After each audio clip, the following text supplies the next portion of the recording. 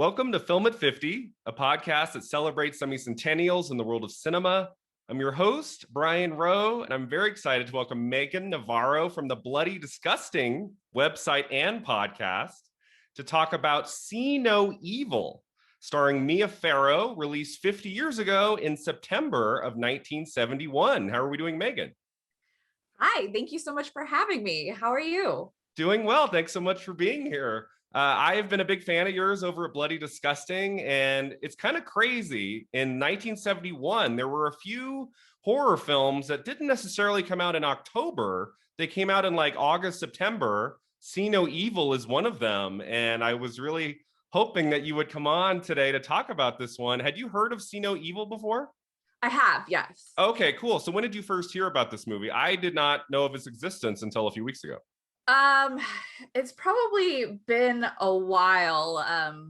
Obviously Rosemary's Baby. I usually kind of like once you find a movie that you really like, you kind of try and do some digging to see, what they've done, if you might like their other work. So yeah, but it's been a long while since we'll talk. I'm sure Rosemary's Baby will come up at the end when we talk about Mia Farrow's work. But yeah, I was aware of one other horror film she had done, which I'll also talk about, called The Haunting of Julia, which is kind of had a weird history in its release strategy and how it actually came out. But yeah, this one somehow it passed me by. I was aware of obviously like The Great Gatsby and some of her works from the 70s, but this was kind of like a smaller horror film. I don't think it's on a lot of people's radar. But as we'll talk about, I thought there were some interesting things definitely going on here. Before we get to the movie, Meagan, I thought we just start. I wanted to ask you about, how did you come to love horror films? Like, was there a specific movie that got you involved when you were a kid? Like, how did this passion develop for you? It's been a lifelong passion. My dad was always very into movies, and we spent, he would go every week to the video store and browse the new release wall, and I would wait and look at the covers. And really I gravitated towards monsters, which started when I think the Ghostbusters was recorded on VHS off of cable, and I was obsessed. The opening librarian scene was terrifying, but then it eased into comedy, and so it just had this right note of it's scary for a 4-year-old, but then the humor kind of offsets it and felt like fantasy make-believe, and then that really just sparked, well, what other monsters are out there? And it just snowballed ever since. So yeah, Ghostbusters was my gateway at 4, and it never looked back. Ghostbusters is a perfect way in. You're right, because it has these moments that are scary, like at the end and the final villain, or whatever you want to call her. Yeah. And that opening in the library is creepy, especially when you're young. But it's funny enough that you can find that balance. So that's really good. Did you watch a lot of like R-rated horror films when you were like 8, 9, 10, 11? Because my dad started me very early. Yes, I did. I think a lot of it, again, my dad was the movie obsessed person, so he didn't always want to find a babysitter. So I ended up being taken to R-rated movies that weren't even like horror, but things that I shouldn't have seen. And he also kind of applied that to whatever I wanted to watch. When I went to the video store, it's like, that's a creepy doll, and it's like Child's Play too. And yeah, so I don't know, for better or worse, I got to watch whatever. Yeah. When I was 9 or 10, my dad showed me The Evil Dead, Sam Raimi's original. And that movie was so gory and terrifying and disgusting that what was nice about it was over the next couple of years, my mom would say, Brian, I don't know if I want to rent you Nightmare on Elm Street or Child's Play or whatever. I could just say, well, Dad showed me The Evil Dead. It can't be worse than that, right? Yeah. And so I was able to see like anything I wanted basically after that one. Pretty similar, exactly, yes. So, I mean, I know it's kind of hard. It's hard for me. Do you have like 2 or 3 favorite horror films? Like when someone says, what are your favorites just of all time? Is that a hard question to answer? It is hard because there are rotational, different levels. But I do think that if I had like a top 5 on a daily basis, The Thing, like John Carpenter's The Thing, and the 1988 Blob remake are always going to be in that top 5. Oh, interesting. I have seen the Blob remake maybe once when I was much younger. I have not seen that in a while. That's worth another look, huh? The Blob definitely. I think it holds up really well. Oh, cool. Minus Kevin Dillon's mullet, but otherwise, yes. Are you a fan of the original with Steve McQueen? I am, but I do like the 88 one. I think it takes itself a little more seriously, and just the practical effects alone, you know, you don't have like Stephen McQueen is in his 30s playing a teen, and they're a little bit more teen centric in the 88 version. But yeah. Yeah. Of the big like franchise horror movies, do you have like a favorite of those? Like the ones that have 1,000 sequels? Yeah, I think I'm probably always going to be a Nightmare on Elm Street gal, just because that was my entry to the big franchises when I was a kid. That was the one that I always gravitated to because it was always so creative. So I think I've always been partial to Freddy.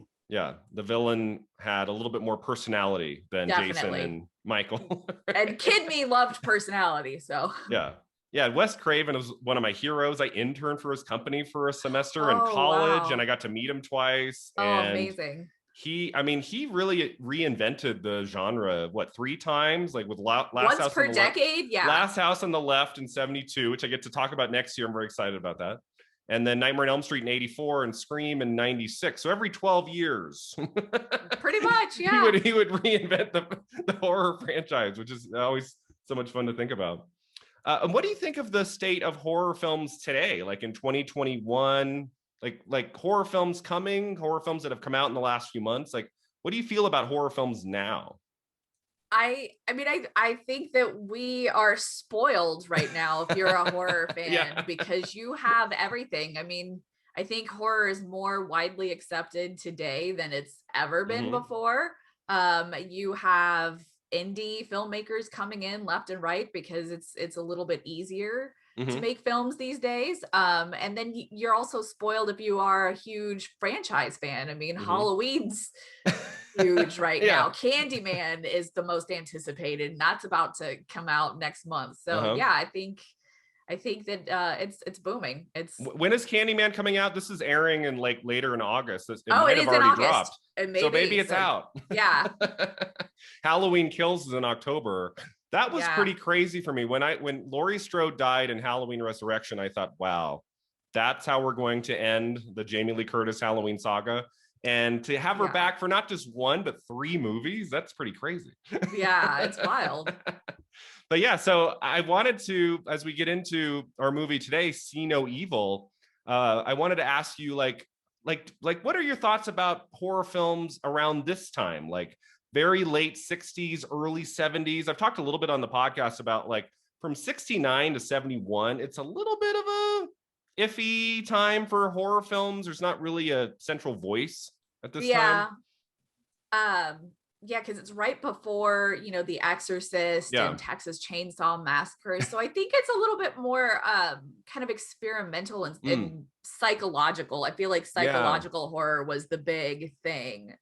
Maybe it's the Alfred Hitchcock effect, probably, because he probably was the best thing you had to a voice for horror at the time. Yeah, and in 68, we get Rosemary's Baby with Mia Farrow and Night of the Living Dead. But then between those 2 movies and The Exorcist, which came out, I believe, December 26th. Yeah. 73, like that 5-year period. I mean, you get these occasional nuggets like Last House on the Left. And I've talked about a couple on the podcast so far that I've enjoyed. And we're getting to Let's Scare Jessica to Death soon. Have you seen that? I have not seen it yet. I've heard good things. Is it It's good. Like it's good. It also falls into that psychological thing that it seems to be the trend of this era. Yeah, but horror films, I would say in like 71, it's not a big genre, right? Not everybody's flocking to see these movies. And See No Evil, which I looked up, it said it was kind of a box office disappointment. It wasn't a big hit at the time. Is our film today. Before we get to our thoughts on the movie, I thought I'd share just a little bit of a synopsis of what the movie's about for our listeners who do not know anything about this movie. And I have a few pieces of trivia. I don't know if you did any research about it, but I did find a couple interesting factoids about this one. So See No Evil, also known as Blind Terror. I love how both titles are like a pun. Yeah. They couldn't just call it something normal, but okay. So Mia Farrow plays a young woman who goes to stay with family in a countryside manor in England after she suffers from a horse riding accident that leaves her blind. She knows the interior of the house well, so she can move around with little help. When she's out visiting a horse farm with her former boyfriend, Steve, a maniac arrives at the manor and kills Sarah's family, which I believe is her aunt, uncle, and cousin. Is that right? Yes. Yeah. When she returns, Sarah does not recognize that there's anything wrong at first. She even sleeps soundly through the night and into the next morning, which is a segment of the movie I really enjoy. It felt very Hitchcockian. Yeah. Like, oh, she's blind, so she's not going to realize that they're all dead.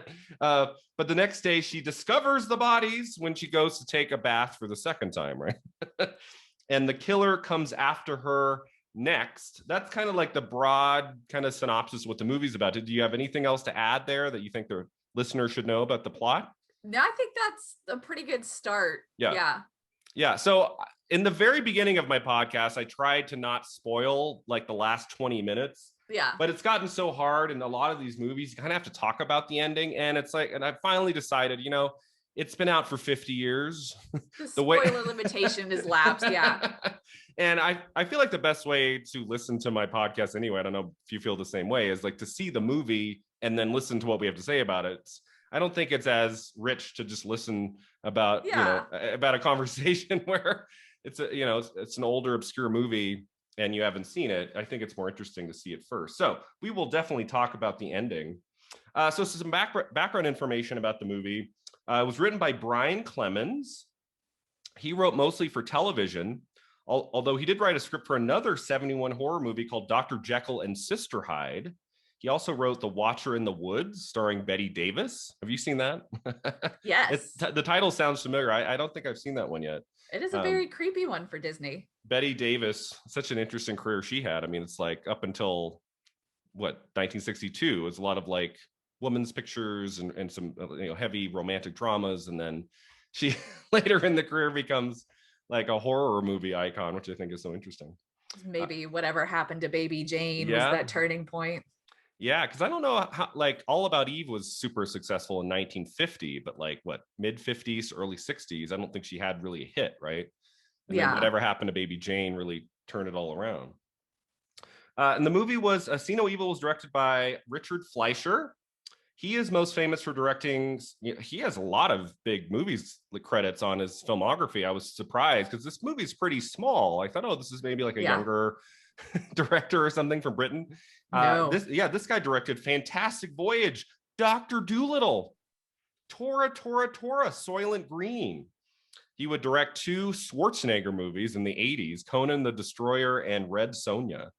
And he also directed Amityville 3D, which I have a great memory of watching the end of that movie with my mother and both of us laughing at the top of our, like, just hysterical laughter. I remember there's like a scene where like people are being thrown around a house and there's like chairs and desks being tossed at people and doors and stuff. And good on you, Richard Fleischer, for Amityville 3D.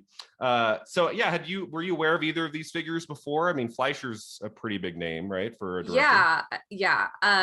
This was obviously, I think, the year before Soylent Green, so that was the huge. It's either 72 or 73, but yeah, it's around there. It's like pretty close, but on the heels of this one. I, as a kid, I wouldn't have connected it, but yeah, I grew up with Conan the Destroyer and Red Sonja, which is just insane that that's kind of the late part of his career. And then he started with 20,000 Leagues Under the Sea. Yeah. So where does this movie fit in there? It just seems like this tiny little thriller that is like, we got a small budget, let's give this a go, to kind of almost like a transitionary until the next big thing. You think there was just an opening in his schedule? He had 6 months and he said, well, okay, I'll do this. Yeah, I don't know. It might have been the Wait Until Dark, the Audrey. Yes. So maybe they're like, we need to try and do something similar. Wait Until Dark, which came out in 1967, got Audrey Hepburn an Academy Award nomination. I believe that was her last Oscar nomination because she retired, like at least semi-retired after 1967. She had, was it Two for the Road is the other one she had in 1967 with Albert Finney. I believe that's the title. So. And then Wait Until Dark, which is a really cool suspense thriller, also with Alan Arkin. And I believe her next film credits was Sean Connery in like 75 or 76, Robin and Marion.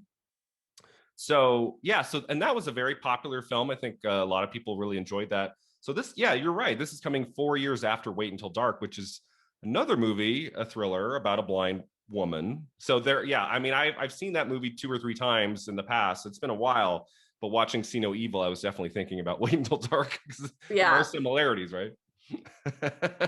For sure. A couple other things. Interviewed in 1997, writer Brian Clemens recalled that he wrote the script for See No Evil on spec, and Columbia Pictures told him, if Mia Farrow plays the lead, we will buy your script. Isn't that weird? Like, so I guess Rosemary's Baby was still popular enough. You think they like why necessarily Mia Farrow in like 1970 over any other actress at the time? I guess she had enough clout from Rosemary's Baby. Yeah, I imagine so. They said if Mia Farrow plays the lead, we'll buy it. And she read it, she liked it, so they bought it, and we shot it. That's what he said. If it was only that easy, right, Megan? Yeah. you write a script on spec, and a studio says, well, if this actor does it, we'll buy it. And then they read it and they say, I like this. But that happens. It does, happens. Right? Mm-hmm, absolutely. This film was a co-production between the United Kingdom and the United States. Filming took place in Berkshire, England, with a mainly British cast and crew. It was released in the United States, I believe it was Labor Day weekend. It was like early September of 71.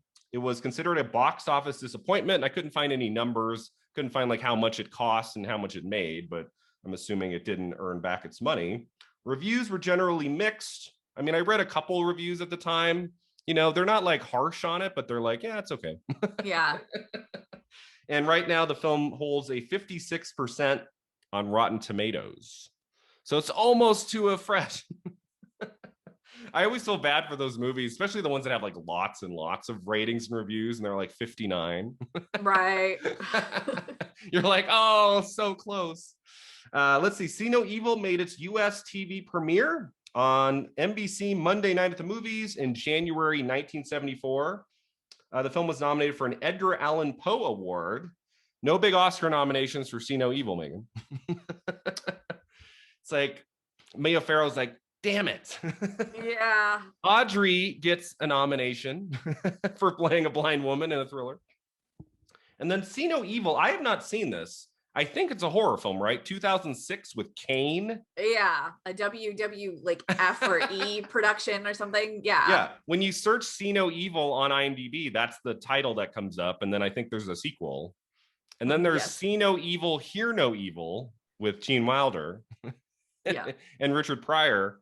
And then Syriana with George Clooney. When you search See No Evil on IMDb, it says Syriana, aka See No Evil, because I looked it up. The movie is based on a nonfiction book called See No Evil. So I don't know if that was a title used internationally or something. Possibly, or it wasn't used here. Yeah. Yeah.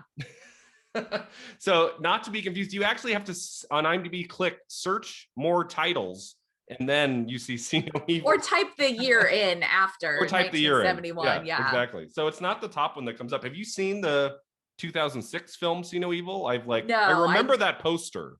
Yeah, I've seen like clips of it or like the trailer, but I've not actually watched it. It's going to be a vastly different experience. I don't think that would be a good double feature. You know, no. Let's watch 2 movies called See No Evil. No, don't do it.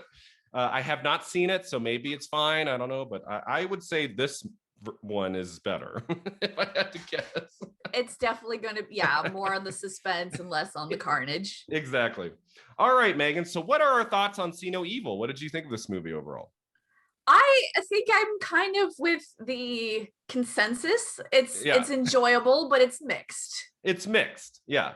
You weren't at the end of this thing going, this is the best. This is amazing. Yeah. 70s horror film. Forget everything else that came that decade. This is the one. Yeah, no.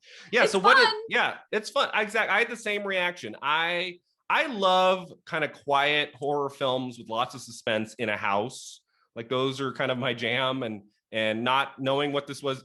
not knowing anything about this movie when I turned it on, I really tried not to read much about the movie. Like I knew Mia Farrow was in it. I knew she was blind, but I didn't really know much. And that's how I like to watch these movies for the podcast. And, you know, I really liked how her family is killed off screen. And when she comes back into the house, I mean, I thought that was a genuinely suspenseful sequence, because you're like, is she going to find the dead bodies? Is the killer there? Like she can't see. So how's this going to work? And I thought that segment of the movie works really well. I think it takes a little bit too long to get going. And I think the last 20 minutes, it kind of goes astray. I don't know. A little bit. Yeah, it's a little wild. Once she's running through the woods. Yes. I wrote, really? Okay. Yeah. Yeah. But so let's start with just what did we like about it? What are a couple things that we thought worked well for you? I really like the opening, because I think that it sets up a theme that you don't really know it's doing until the end, in which all you see is these cowboy boots with the star. Like you're just seeing this person exit a double screening of an atrocious double feature of, I mean, they're fictional movies, but it's literally rapist cult and convent slaughter. I think. So they're supposed, and that alone is what tells you that this person is bad news. That's it. So you're basically passing judgment on what somebody watched, which is interesting as a horror fan, because that also happens. So you're watching this, and and it's kind of cheeky in how he's scraping his boots with one foot, and you know, that's kind of cheeky, but the whole thing is like, you think what it's doing is training you to figure out suspects, because the way that Richard Fleischer does it after is a lot of his framing of you know, the different men are above the waist or above the knees, so you can't see their shoes. And then once you see their shoes, you're automatically in the back of your mind kind of ticking them off, like, okay, they can't be because they don't have the boots, right? So like, it's kind of this double opening where it's like, that's my bad guy. Clearly this guy's a deranged maniac based on his movie preferences. And so you're watching for him later on in the movie, but you don't realize until the end that what it's doing is making you judge this stranger based on one small thing, which is what the lead characters are doing. They're judging gypsies throughout the entire movie until you realize, P.S., it's not a gypsy. So I really like how they do the opening a lot, even though it seems kind of dated now, but I just thought that was a really great kind of setting up the thesis of the entire thing. I mean, I guess what else could he have done, right? Like put a mask on the killer or something. That would have been cheesy. And but the boots really aren't a thing after all. But you're right. What I love about the boots is that every time we meet a lot of other male characters in this movie. We meet her former boyfriend and a lot of men that he works with. And Fleischer does, for the most part, keep the camera on like their waist and up. And so I was always looking for boots. Right? Like, maybe there'll be a little clue. Exactly. Those opening, you're trained the entire time to you know, like, oh, we finally pan down and see that guy's boots. He can't be the killer. So I really like how they do that, and how when you finally do see the person that matches those boots, you're like, there he is. And that's another kind of rug pull. The only thing that I didn't like so much about the opening was the score, which I felt sounded like an action movie in the opening scene. Did you notice? Which is why it doesn't, like, the cheeky movements, like they try and give him personality with how he's using one leg to kind of scrape the boot, and it's with the action soundtrack, you think you're getting a very different kind of movie. Like, I think we're like, it's like a Dirty Harry sequel or something in the opening scene. And it's like, isn't this like going to be a quiet, like, horror film about a blind woman? It's like, okay. Elmer Bernstein did the score. And there are moments like when she's getting chased through the house and stuff where the score is great and it works really well. And there were like 3 parts of the movie where the score did not, for me, match what was happening. That was weird. No. I'm like, did the director just go, yeah, that's good enough. Okay. He didn't even see the movie. He was like, blind girl Mia Farrow, got it. Yeah, exactly. He just wrote it at home. What did we think of Mia Farrow in this movie? Did her performance work for you? How did you feel about her? It's kind of 50-50. I think what works well is making her like engendering rooting interest. She's really likable. She's very her character's relationship with her ex, that romance really works and adds an emotional anchor for me. But what doesn't work is her blindness. Okay.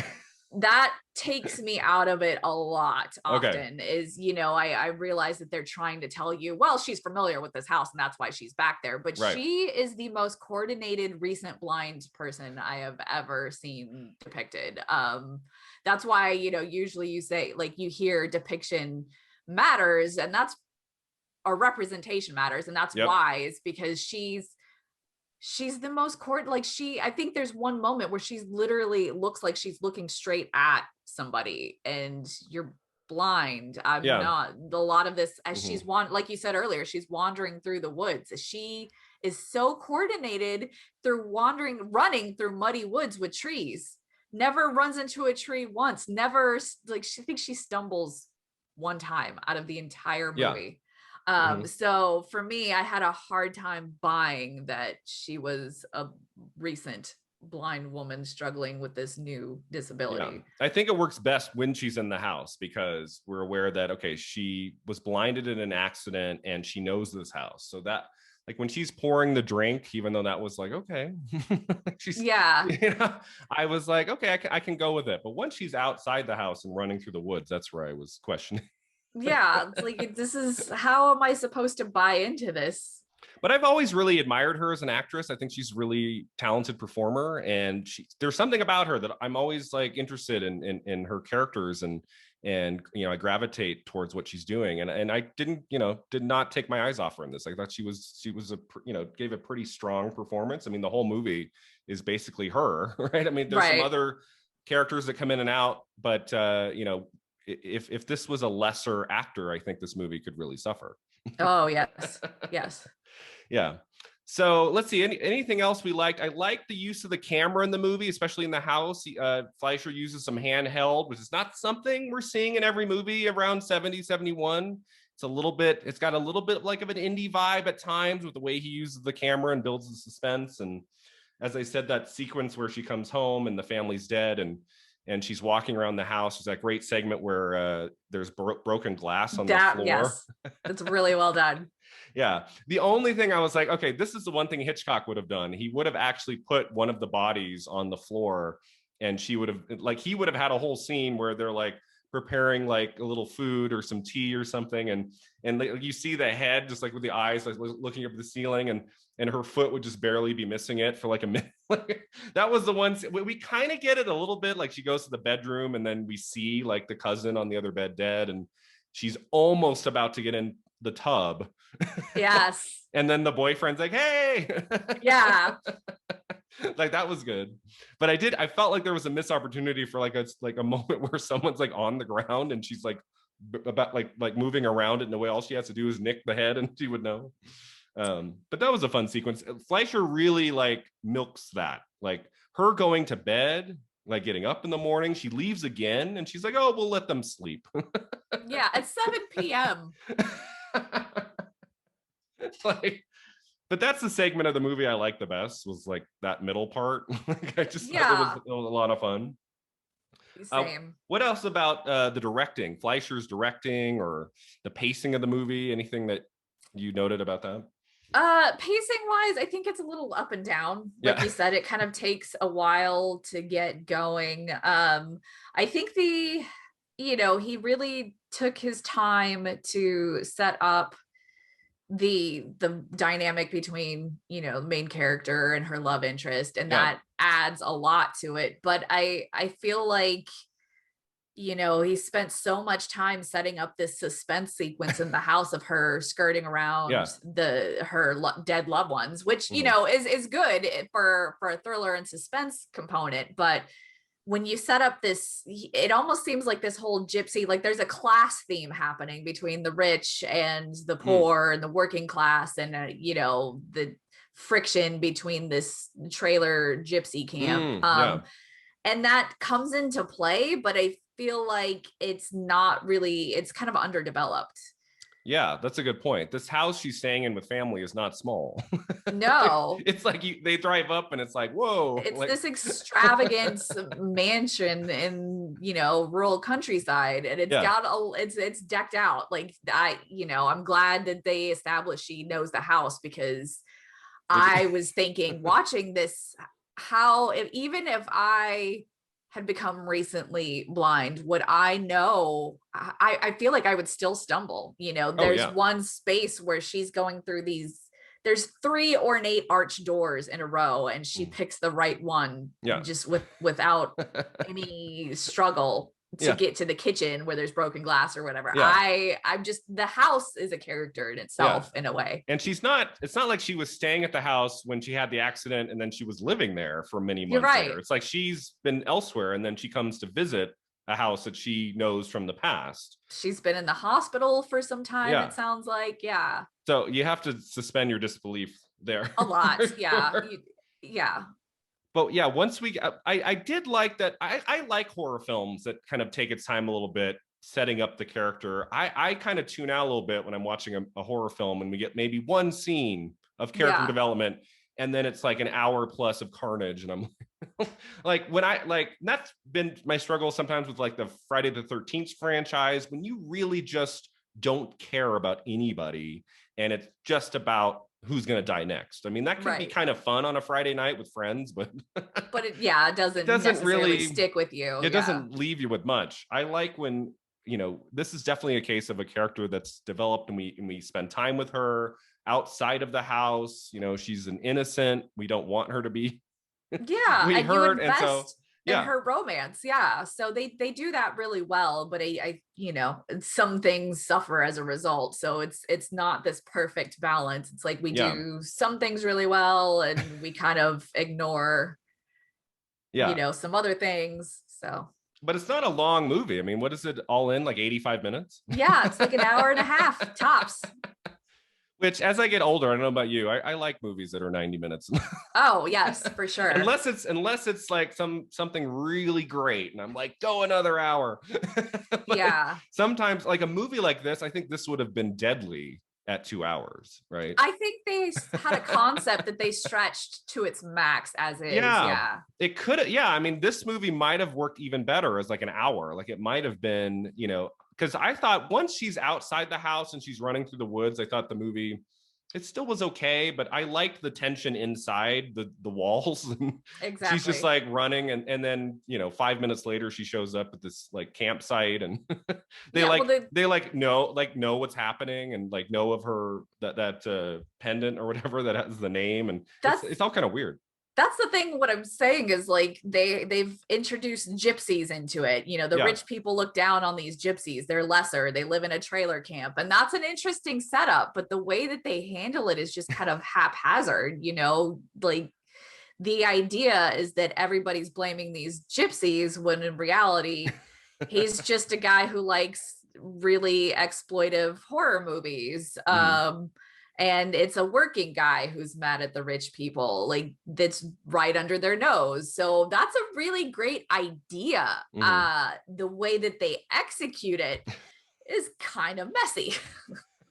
Yeah. What was your take on the villain of this movie? Did we ever get any sort of motivation from this guy? I mean, we finally see him at the end, but it's just kind of like a random dude. And I mean, he's been there the entire time. He's, one of the ranch hands works there that, or I guess he really is the right-hand man to the fiance. So it just, I guess he just, there is no real motive, just surprise, you were blaming the wrong people based on your prejudices is really kind of the only gist that there is that I got out of it. Yeah.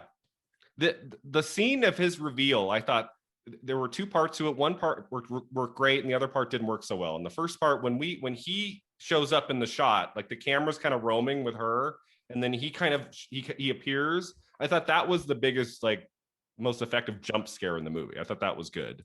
Yeah. But then once he's like strangling her, and this was my problem with a lot of the second half, was I wanted this. We're setting up this character. We invest in her. I wanted her to have some more agency at the end. I wanted her to like outwit the killer, or do something on her behalf that puts him down. And once she's being chased through the house and out of the house, it's a lot of screaming, right? Help! Yes, which, also was a thing that kind of takes me out of it, is you're running from people. Why are you screaming to let them know where you are? I can't remember. Was she screaming while running through the woods? Like, was she going, help? From the moment she left the trailer, she's screaming for help. And, I get it, but also you are alerting people to where you are. That's not necessarily a good thing. Luckily, the gypsies don't know what they're doing. Yeah, but I wish something, I mean, obviously authentic and not forced, like something could have been set up at least at the end when she's being like, drowned in the tub.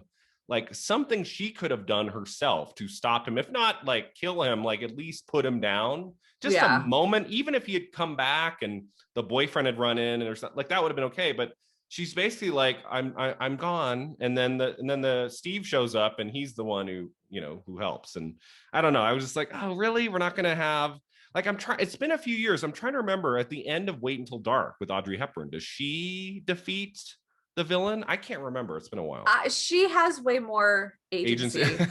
Yeah. So that I thought was an issue with the movie too.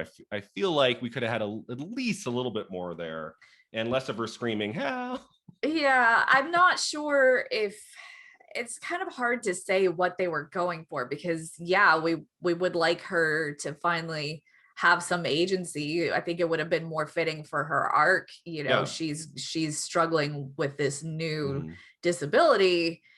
What better way than to kind of find some independency through that? But conversely, I think that thematically it works out for her romance better, because he kind of hints, they seem to indicate he abandoned her when this first happened, and now he's making up for it, and he's there in the end.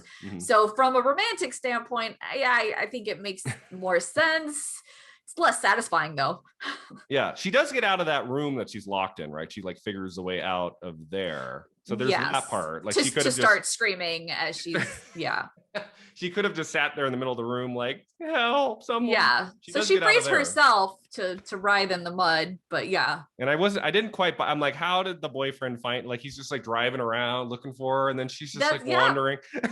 They found the right ditch, and there she was. The right ditch. And then the other thing that bothered me, I don't know about you, like the movie ended so abruptly. Like it just like it cuts to like the ambulance taking off, and then credits. Yeah. And it had all those people like looking through that gate over the end credits. Was there a meaning behind that? I couldn't figure that one out. Again, it's this whole underdeveloped theme with the gypsies, because to me that was the gypsies looking on like we have been judged, but it was never us at all. Yeah. But again, it's like everything that they set up is in that opening in subtext. It's almost like my interpretation is it's really, you are complicit in your judgment of the different classes, because of you thought he was the killer. You're manipulated into thinking this guy in the opening is the killer based on his movie preferences and his boots, and he's not. So it's almost like the gypsies, like, audience, we see you were complicit in this too. Yeah, exactly.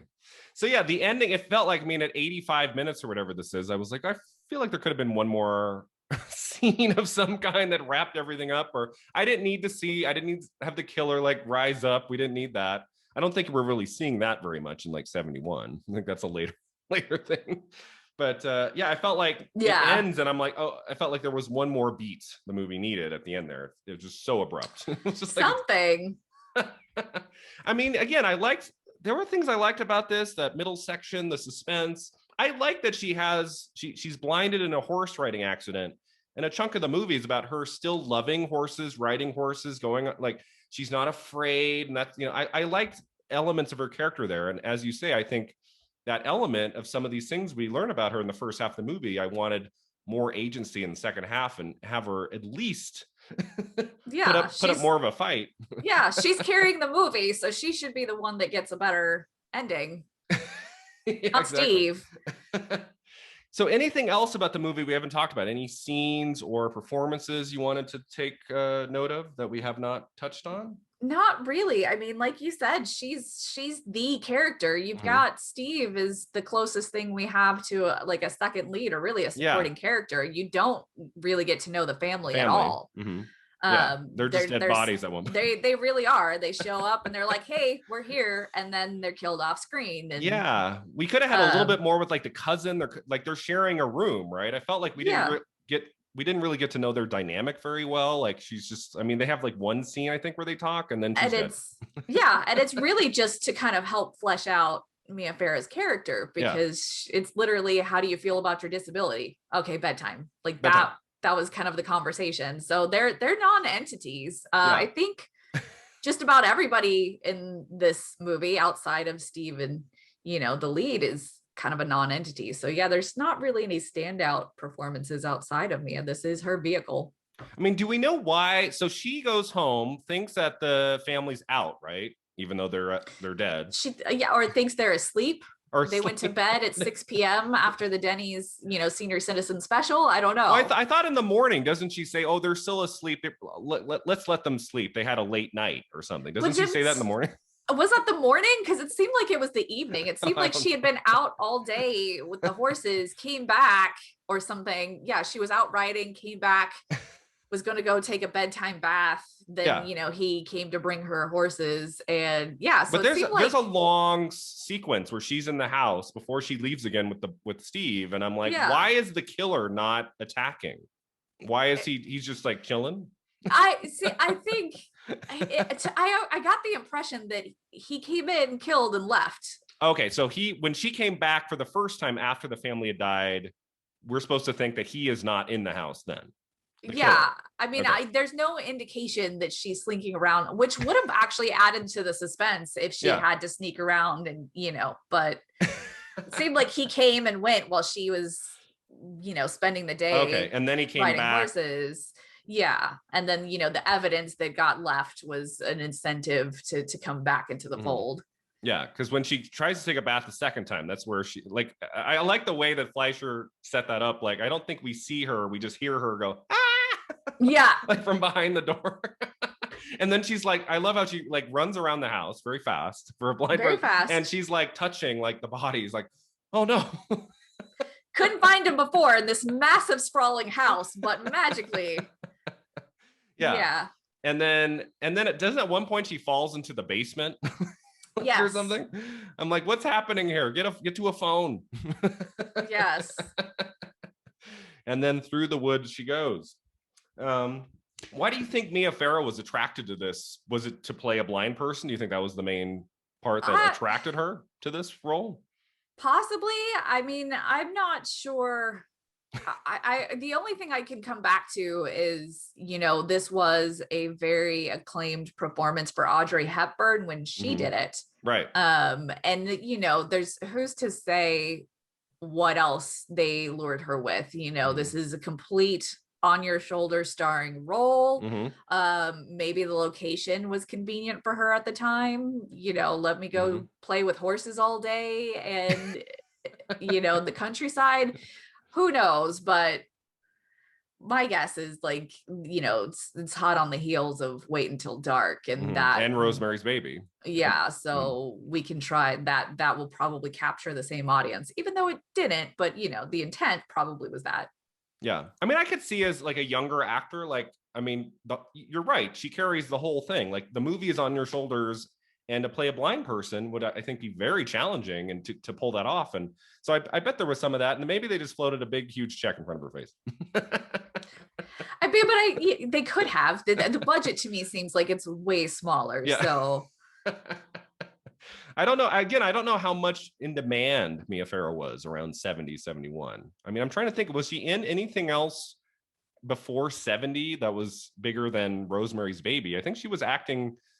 She acted in some films in the 60s, but I think the only real breakthrough was Rosemary, right? And that could have been enough, you know. Yeah. Obviously it was enough if they're like, you get Mia Farrow and we will greenlight your script. So she was in demand. Yeah. So if she had said no, would this movie not exist? Probably not. Probably not.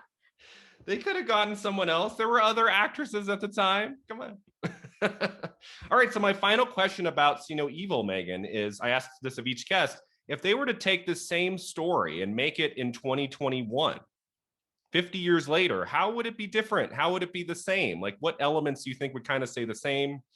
Be the same character, the same story, the basic same through line, but how would it look and be different in 2021, do you think? I think that they would I'm gonna answer this by throwing out another movie. Okay. What was it? What film fest? I think it was at Oh, Tribeca. has there been another film like this recently? Yes. Okay. It's called See for Me, and Okay. it is a home invasion, and they up the intensity and suspense. First of all, they got a blind actress there you go. to play, who is way more plausible. She's a house sitter. Okay. She, so she arrives at this house. She doesn't know this house, and she uses an app to, have somebody help guide her through this place as people are breaking in to steal some money. So it's literally the suspense that we get, but instead of dead bodies, it's three thieves she's trying to go and detect it from. Interesting. So it's the same. It's a very similar concept. Blind woman trying to sneak around a house, but she's more aware. And you get more of an authentic portrayal of somebody trying to find their way around this big extravagant house in the middle of nowhere. So yeah, I do think that's probably what you would get. You would get something like this, a home invasion thriller that's a little bit less of a stretch of your disbelief. But yeah, it can be done. In fact, I don't think it went anywhere, but in 2016 they had planned to reboot this. What? I did not read. Where? So how was that? What's that story about? Well, it was going to be the same thing. Details were scarce, but there is like an April 2016 article on Deadline. And I think there might be a couple of, if you Google, because I did a little bit of research on this to prep. But Brian Bertino, he did The Strangers. Oh, The Strangers guy, yeah. He was going to produce this, and I cannot remember the screenwriter, but it's been now 5 years. So I don't think that that's going to happen, but they plan to. So it could easily happen in a modern age. You would do the suspense really well. You probably up the suspense, and you would probably kind of make it more authentic, because I love Mia Farrow in this, but she is not a very good blind woman in this. So you wouldn't want to have Mia Farrow come back and do it again? She could show up in a supporting. She could be the aunt or something. She's in the Omen remake from 2006, right? Yep. So she could do it, just not the lead. Yeah, I actually looked up her filmography, which we'll talk about in a minute. I don't think she's been in a film for like 10 years. Like it's been. Yeah. I think she's like retired. I don't know if she's acting much anymore. But I don't say this about every movie we talk about. There are some movies we talk about, like The Devils, which we did recently. I'm like, I don't think anyone would make this now. See No Evil, I'm watching this like a really talented director and got a fantastic actress in 2021 and really up the ante on the suspense and maybe even have more of it in the house and really just make it scary, and a really twisted, a more developed villain too. Like, I think like that could be great. And I think that enough people have not seen the 71 movie or even heard of it that I think a lot of audiences could go in fresh, like on this material. Absolutely. I think something really cool could be done with it if it's done in the right way. Right. Definitely. Absolutely. Cool. All right, so that takes us to our final two segments, Megan. The first one's called The Divine Double Feature. You've already touched on one title, which I'm excited. Do you know if See for Me is available anywhere? I'd like to watch that. Is that available on Shudder or anything? Not yet. It just premiered at Tribeca like a month or two ago. Oh, so it's brand new. Okay, gotcha. It's brand new. Yeah. Gotcha. So it's only a matter of time before it gets distribution, I'm sure. So it will be out at some point, just no date yet. Okay, sweet. So if you were to pick a more modern film to pair with See No Evil, which one did you go with? I think I'm gonna do actually The Strangers, because it is I was trying to think of something that would be in that same level of suspense. These people aren't blind, but they are creeping. They are in a house unaware that they're being watched, that there's people in there with them. So I feel like if you want some of that same kind of suspense, probably even ramped up more than See No Evil, but I feel like that would be a kind of good complementary feature to watch. Yeah, that's a great point. I love The Strangers. I hadn't seen it in a long time, and I believe Scream Factory had a disc come out a few years ago, and I bought it.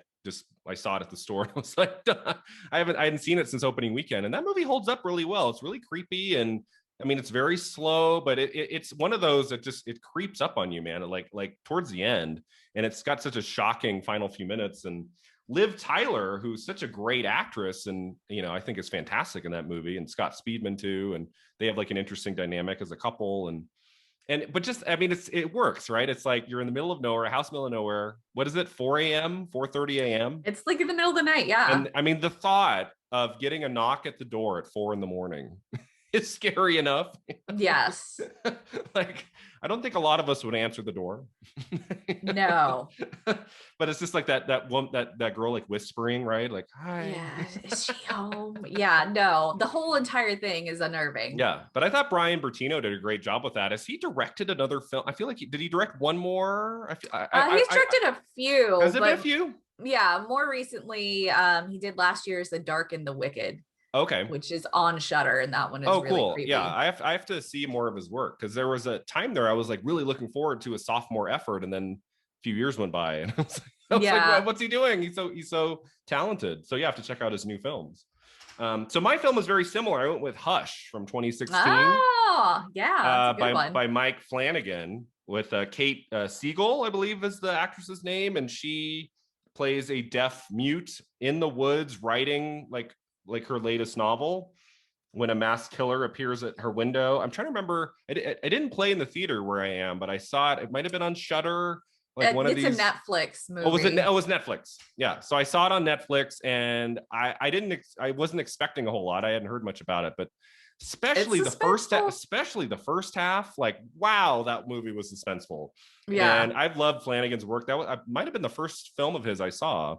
And I seek out everything he does. I love The Haunting of Hill House on Netflix too. That was really cool. And I thought her performance in that was great. And it's kind of like a play on See No Evil. She's not blind. She's a deaf mute. And obviously Flanagan plays with that idea and how she interacts with the killer who's stalking her in the house. And just a really solid horror film. If you haven't seen Hush from 2016, check it out. So you've seen Hush. What are your thoughts on that movie? I thought it was really, really good. Well done. Very suspenseful. You want suspense? That's really good. Yeah, absolutely. All right. Our final segment is about Mia Farrow. Every episode, we pick an actor or a director or a genre. I guess I could have picked like the blind heroine movie genre or something. But I thought for this one, we would talk about the career of Mia Farrow. So if you had to pick like 2 or 3 films that she's been in her long 50+ year career, like what would you go with? I mean, Rosemary's Baby. I've heard of that one. What's that about? Yeah. I feel like you can't talk about her in the genre space, at least, without that one. And then we already touched on some of the other ones. The Haunting of Julia, which is also known as Full Circle, which is kind of similar, which is why I think maybe that one's more under the radar, that and its release issues that you mentioned. But it's also very psychological as far as, and mother spiraling as an unreliable narrator and after the death of her daughter. She was Mrs. Blaylock in the 2006 Omen remake, which was not bad at all. It's just maybe too similar. But one that I kind of forgot about that she was in because it's animated is The Last Unicorn. Oh, he is the what year was that? Yeah, was that like 70s? No, I thought it was like early 80s. Okay, like late 70s, early 80s, somewhere around there. Yeah. Okay. Yeah, I wasn't even aware that she had done like actually didn't she do voice on a more recent film, like an animated movie? She probably did, and I don't in like the early 2000s. I think I saw that on her filmography when I was just seeing what she had done recently in movies and stuff. I mean, I think a lot of actors enjoy that, right? Because they can just show up in their PJs. Yeah. Yeah. So what do we love about Rosemary's Baby? That's, of course, that is my favorite film that she's in. A movie that came out on a Criterion Blu-ray a few years ago, and it had a great interview with Mia Farrow about the movie. And it's not a horror film where it's constantly like scaring you. It's more of a horror film of just dread all the way through to that final iconic scene, which is so great. Yeah, I think it's kind of like this perfect little package Yeah. of relatability, for just she's trying to please her husband and settle in, and she's got these annoying neighbors that are a little intrusive, but the way she handles them, and then it's like it tackles a lot of a mother's worst fears for being pregnant for the first time, but you add a satanic twist to it, and she's being gaslight. I think it's the paranoia that just really sets it over the top of not knowing who to trust, and she just has this natural charisma. She's just a very charming actress, so you just like elegant and mild mannered, and you just want to protect her. Yeah. So it's like all this just perfect recipe for why Rosemary's Baby is such a classic. Yeah. Yeah, even more so than See No Evil. Like, she's such an innocent in that, and I love her look, and she's just like, why me? Yeah. Like, and it's a great book too. I read the book for my MFA a few years back. I read the book as one of my titles for the annotated bibliography, and the book was really solid. The movie actually followed the book very closely. Some of these movies, like classic literature, like it just takes all sorts of liberties, but the Rosemary's Baby film and book go together really well too. And then Mia Farrow, she had a period of her career. I don't know what your opinion is about her career from like 82 to 92. She worked with there was a director she worked with. Yeah. Yeah. I am not well versed in his filmography. I've kind of ignored it. So there's a big gap in my Mia Farrow watch. There was a period there. She just worked with this one guy. Yeah. If I had to pick one of those that I think is really great, and he's not in it, it's just her, the whole movie, and she's fantastic in it. And that's The Purple Rose of Cairo, also with Jeff Daniels. She just gives an absolutely sublime performance really in that movie. But yeah, The Haunting of Julia. I was not a huge fan of the Omen remake from 2006, although I did like the release date of 666. Yeah. I remember she was really creepy in that one. Yeah, she's good. I think that it's just one of those, there was a small stretch where remakes were sticking a little too close to the source material. Yeah. So I think that's its biggest problem, because it is like almost identical. So why? Yeah, I kind of have problems when it goes like one direction too extreme, when it's just completely different, or if it's like almost exactly the same. You're right. They need to find that balance there. Yeah. But my favorite film probably always with Mia Farrow will be Rosemary's Baby from 1968. Another problematic director, which well, I have to talk about him at some point. I mean, especially with Chinatown here coming up, that came out in 1974. But just a superb piece of filmmaking, and her performance in that is so haunting and so great. I've always loved her in that. Are you a fan of The Great Gatsby with her and Robert Redford? Yeah, I mean, I like it, but it's fine. I'm not really a big Great Gatsby story fan, so the movie is good, but I'm not a Great Gatsby gal. Yeah, I saw it just the once, I think, in high school. Like, not that I ever did this, but occasionally before a test I might go to the video store back when there were video stores, and I'd say, oh, there's a 70s version of The Great Gatsby, let's take a look. That never helped me. I don't know about you, like, it never helped me when I would watch a movie the night before the test. Yeah, they take a little liberties there with the story. Yeah. Unless it's a film that's like scene for scene the book, it's not going to help kids. No. Does not help you. Do your homework. Your test. Yeah. Actually read the book and study it, as I would say. All right, so that takes us to the end here, Meagan. I would love for you to tell us a little bit more about Bloody Disgusting and your role there, and your podcast, anywhere our listeners can find you online. Now would be the time. I am on Twitter at Haunted Meg, which is probably the best way to keep up with what I do, because it's a lot. I'm the lead critic and contributor for Bloody Disgusting. So any kind of horror news and editorials or features or whatever, you can find me there. And then I do a weekly podcast, the Bloody Disgusting podcast. So every week we break down the most news and noteworthy topics of the week, give you a rundown of new releases to look for that's coming out that week, and we just kind of chat about what we've been watching also recently. So yeah, it's basically, if you're interested in horror, there you go, Bloody Disgusting. Do you ever get sick of horror, Meagan? Like one day you're just like, enough? Not really, no. I don't. We I don't, would think right? I would, but I don't. It is the genre that keeps on giving, isn't it? I mean, it It never gets is. old, because I And always it tell people, if a horror movie's really, really bad, usually it's still an entertaining watch. yeah, And yeah. as opposed to like a comedy, you go see a comedy that's not funny, And if it it's doesn't a land, yeah, deadly 90 minutes. I but mean, there's something, yeah. very rarely am I bored by a horror film. And Usually there's something happening that I'm interested exactly. And it's a genre that reinvents itself all the time too. in. So, it's Yeah. never stagnant for long. Every few years that I've, since I've been alive, like the horror genre, it's always evolving, always changing and doing cool things, and always really fantastic up and coming filmmakers, putting their voice into the genre. It's fantastic. All right. Well, thanks again for being here, Meagan. And thanks to all of you for listening. We can find us online at filmat50.com, or on Facebook, Twitter, and Instagram. And until next time, remember, 50 never looked this good.